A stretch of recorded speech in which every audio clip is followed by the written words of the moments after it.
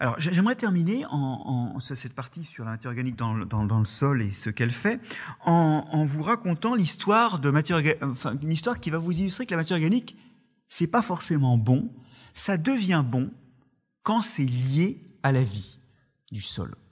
Et c'est une anecdote, ça va nous faire respirer un moment avant de passer à la suite de mon propos, mais c'est une anecdote bien emmerdante, vous allez voir, au sens premier du terme. C'est l'histoire de l'introduction des vaches en Australie. Alors, je ne sais pas si vous avez déjà entendu parler de ce truc-là, c'est quand même une histoire assez réjouissante, parce qu'évidemment, les Européens sont arrivés avec des bonnes idées, comme partout, et il n'y avait pas de vaches en Australie, il y avait que des marsupiaux, des petits kangourous et des rayés de kangourous, qui tous avaient la caractéristique de faire des petites crottes sèches. Voilà. Donc, les organismes animaux ou bactériens du sol étaient habitués au format petite crotte sèche. Alors, petite crotte sèche, parfois assez grande, parce qu'on a massacré des marsupiaux par là-bas qui mesuraient 2-3 mètres de haut. On les a tous bouffés, donc maintenant ils n'existent plus que dans les musées. Là, ça devait être déjà des fesses de bonne dimension, mais secs. Or, la bouse, elle est humide.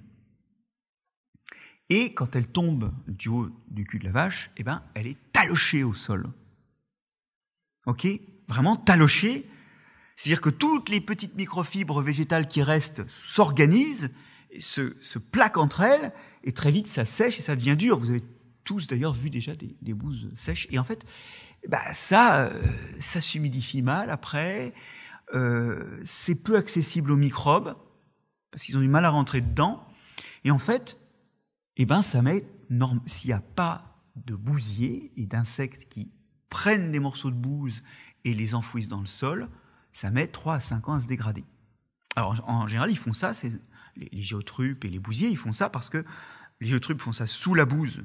Les bousiers transportent la bouse quelque temps, ils font rouler leurs petites boulettes là, pour l'enfouir plus loin parce qu'ils vont pondre leurs œufs dessus et leurs larves mangeront les microbes qui vont bien se développer dans la bouse ainsi remaniée, retexturée et mise dans l'humidité du sol. Bon, voilà pourquoi ils font ça. En Australie, il n'y en avait pas. Et donc, il faut savoir qu'un bovin couvre 150 mètres carrés de ses excréments en un an. Et donc, qu'est-ce qui se passait en Australie ?